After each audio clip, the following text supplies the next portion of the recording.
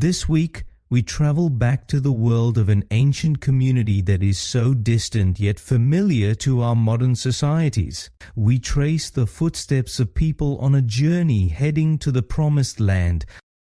Welcome to the Sebcast, where we turn our beloved stories on their heads, look at what history might have overlooked, discover anew, and grow together. Let's return to a whispering conversation that happened just out of earshot. Miriam, Moses' sister, and Aaron, his brother, whispered about Moses.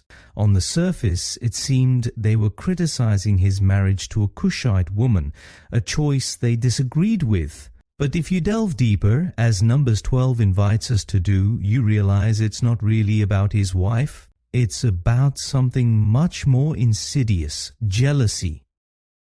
You see, Miriam was not just Moses' sister, but also a leader. She danced on the shores of the Red Sea and led the women in worship. She was there, right alongside her brothers during the Exodus. But Moses had something she didn't have: the ear of God. And Aaron, the high priest, must have wondered why he didn't have the same level of authority either. Their complaint: has the Lord only spoken through Moses? Has he not also spoken through us? May sound familiar to you. It's the voice of insecurity disguised as righteousness, and here's the twist: God hears it. Jealousy is a strange thing. It often disguises itself as legitimate criticism or concern. In the case of Miriam and Aaron, it was hidden behind their cultural disapproval of Moses' wife. But the real issue was with God's choice. How often do we do the same?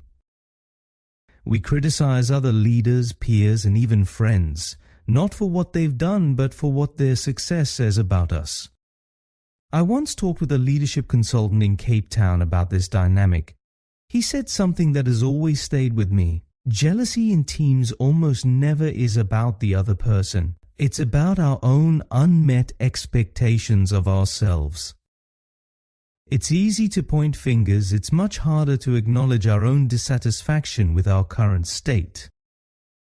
In Numbers 12, Miriam pays a price for her whisperings. But more importantly, she is confronted with a truth we all face. When we are jealous of someone else's calling, we are not questioning them, we are questioning God. Perhaps the right question isn't, why them, but why do I feel inferior because of their success? So, the next time jealousy whispers in your ear, stop, look within, and remember, your calling is not diminished by someone else's. It's just different. Until tomorrow, take care.